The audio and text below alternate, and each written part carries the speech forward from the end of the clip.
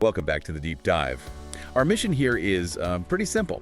We take a whole stack of compelling sources, new research articles, and we try to distill it all. Yeah, we boil it down into the pure, actionable insight you can actually use to navigate what is, let's be honest, a ridiculously busy world. And today we're really challenging one of the biggest, most ingrained beliefs of modern work. We're diving straight into the paradox of doing less to achieve more, which sounds, completely backward. Right. In a world that's all about relentless deadlines and overflowing inboxes. And that constant digital pressure to respond right now, we're going to unpack why busyness is actually the quiet killer of high performance. And how mindfulness offers this counterintuitive shortcut to being genuinely effective. Mm-hmm. That cultural rule, you know the one? That says you're only valuable if you look busy. That's the conflict we're going to try and resolve today. Yeah. The sources we looked at really contrast that chaotic effort with the deep satisfaction of focused presence. Before we get into why that scattered attention just leads to exhaustion, not meaning, we should probably thank the people who help us make this happen. Absolutely. So first, this deep dive, like all of them, is a total labor of love. It really is. And if you find real value in what we pull from the sources, we'd love your support. Buy me a coffee is just the simplest way to say thanks. And honestly, every single cup keeps me going. Just scan the QR code in the podcast cover art. And to everyone who's already supported us, a huge, huge thanks. You're fueling this whole journey. We're also supported today by ProCare Hanoi. Oh, they're fantastic. They really are. They're the phone and laptop repair shop that's so trusted by the expat community. They just get it. They know that when your essential tools break down, It's a disaster. Total disaster. You need fast service, clear communication, and just honest advice. Yeah. That's what they give you when your tech starts to sweat. ProCare Hanoi keeps your devices running smoothly so you can focus on the work that actually matters. Okay, let's unpack this. Great. So the central lie of the modern office, and the sources are so clear on this, is that movement equals productivity. Busyness is not the same thing as effectiveness, but we're addicted to feeling useful. So we fill every single gap with motion. Checking messages, shuffling papers, opening another browser tab. Anything but silence, right? Anything but just being still for a moment. It's that constant feeling of being halfway present in like 5 different places at once. I am so guilty of this. We all are. Eating lunch while I'm scrolling through headlines I don't even care about, or trying to answer a quick Slack message during a really important meeting. And you fool yourself. You think you're maximizing every single minute. Exactly. But that's the core of the problem. If you actually look at how people end their workday, they're often just completely spent. Tired. But they're tired not because they accomplished something meaningful or difficult. They're tired because their attention was absolutely shredded. That constant internal shuffling is what drains the battery. Yeah. So the sources, they're not suggesting we all just quit our jobs and move to a monastery. No, not at all. It's about redefining mindfulness for a professional context. It's not about slowing everything down. It's about doing fewer things. But doing those few things with full presence, with intention. Precisely. It's a surgical approach to your attention. We see that colleague who's juggling 6 projects and 3 phone calls, and we think, wow, what a master multitasker. We applaud it. It's seen as a skill. But all the research shows that applause is it's misplaced. Okay, this is where it gets really interesting for me, because that idea that multitasking is a good thing is so built into our work culture. Yeah. So why is that fundamentally misguided? What's fascinating here is that the sources give us the technical reason why. The human mind, it doesn't multitask. It just doesn't. Your cousin. No, it rapidly switches context. Think of your brain, specifically your prefrontal cortex, like a computer's operating system. When you jump from writing a report to answering an email, your brain has to perform this cognitive startup and shutdown sequence. It has to load all the rules for the email task, and then it has to actively push away the rules for report writing. So it's not a seamless shift. It's an active energy-burning process. It's incredibly wasteful. Yeah. Every single switch costs energy. It's like constantly changing gears on a steep hill. You just drain the battery so much faster than if you just stayed in one gear. And that constant switching, that's what builds up the stress in the background. Yes, because the brain never gets the satisfaction of actually completing a single loop. It's always being interrupted. You mentioned a term earlier that I think we need to linger on. Mental residue. That's the perfect phrase for that. That lingering sense of unease when you jump from task to task. It is. It's the cognitive burden of the unfinished. Think of it like this. Your brain is a super powerful computer, right?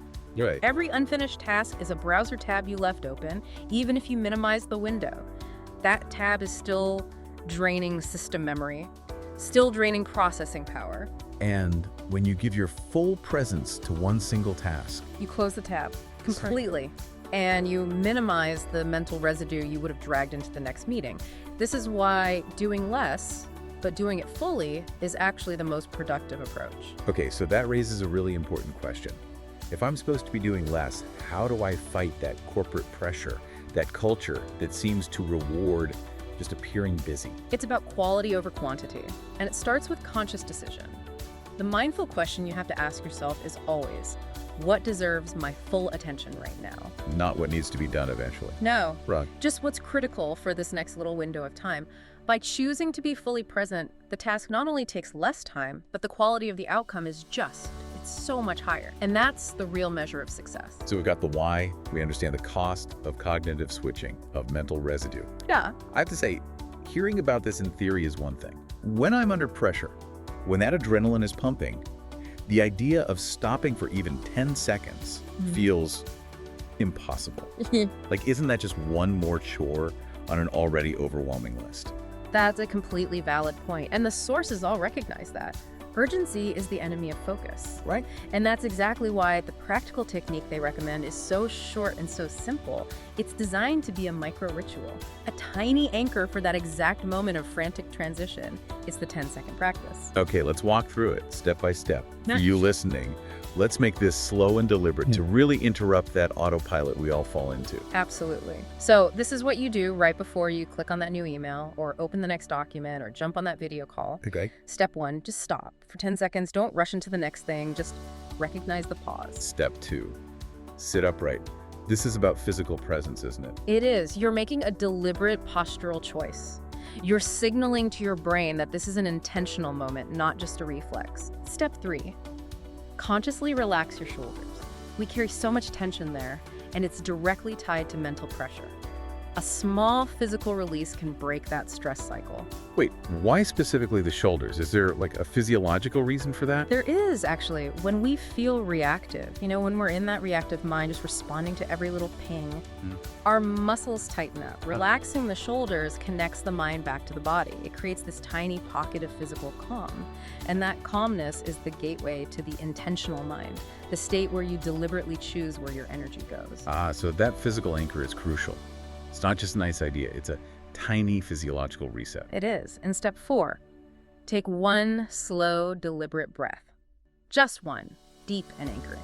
This shifts you out of that frantic state and into a calm, intentional one. And in that 10-second window, after those little resets, that's when you ask the critical focusing question. Exactly. This is the laser focus part. What is the single most important thing I'm doing in the next 20 minutes? And that 20-minute time frame is so essential. It forces you to be specific and realistic. You're telling your brain, look, not everything on the massive to-do list, just this one thing. You're setting the scope of your presence. But what if I'm in an open plan office, notifications are going wild? How do you execute with presence when the whole environment is fighting you? You manage the environment first. You have to. Presence requires your full attention, so that means silencing notifications, closing unnecessary tabs, limiting noise if you can. Right. But even then, distractions will happen, and the core instruction is the same. When your mind inevitably wanders, and it will, your only job is to gently bring it back. Gently. Gently. With patience, not force. Yeah. You don't get angry at yourself for losing focus. You just notice the thought and redirect your attention back to the single important thing you named 10 seconds ago. That patient redirection. Yeah. That is the muscle of mindfulness. That's incredibly powerful. It turns that automatic, frantic jump between tasks into a deliberate, focused choice. It gives you back your agency. If we connect this to the bigger picture, mindfulness at work isn't just about how you handle a 20-minute task. Okay. It also means knowing when to stop doing tasks entirely. Fundamentally, it's about boundaries. So we're moving from optimizing the microtask to ensuring long-term sustainability. Yeah. If the 10-second practice maximizes focus, boundaries protect that focus over weeks and months. Exactly right. Clear boundaries are the protective layer for your focus, your energy, and ultimately your long-term health. If you train your mind and your colleagues that you are always on, always accessible, With teaching your own system, there's no safe space to recover. and the result is always chronic, low-level exhaustion and eventually a serious drop in performance. So what do these mindful boundaries actually look like, especially in a culture where being instantly responsive is, often rewarded? The sources offer some really concrete examples. It means consciously choosing not to reply immediately to every single message that pops up. That's a hard one. It is. But that instant reply culture just conditions us to be reactive. Mindful boundaries also mean taking those short, deliberate pauses between tasks. Stand up, stretch, get some water. Instead of just collapsing one task right into the next. Yeah. And crucially, it means defining a hard stop for your workday. Ending it and actually ending it. Absolutely. Ending the workday without carrying it straight into your night. That intentional transition from professional to personal life is one of the most critical boundaries we have to protect. You need that space for the mental residue to clear out. The ultimate insight here, then, is that doing better, more focused, higher quality work, it all starts with respecting your own limits as a human being. The attempt to run at 100% efficiency all the time is just the quickest path to burnout and, ironically, to poor quality work. So what does this all mean? Our deep dive today is really centered on this choice we all have between scattered busyness and focused presence. Busyness costs you a huge amount of energy through that inefficient cognitive switching. Presence saves you energy by letting you close the loop and avoid that mental residue. And you have the tool now, the 10-second pause and the focusing question. And for your final thought to take with you, consider this.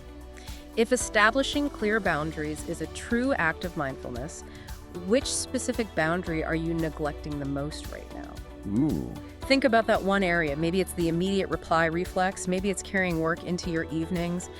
And just imagine how protecting that single limit might immediately multiply your productivity and your mental clarity starting tomorrow. That's a powerful, actionable question. Thank you for sharing all these insights. Of course.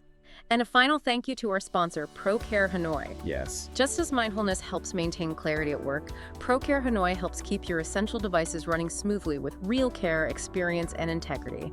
Find them if your tech is in need of some expert attention. Until next time, do less, be present, and let your work come from a calm mind.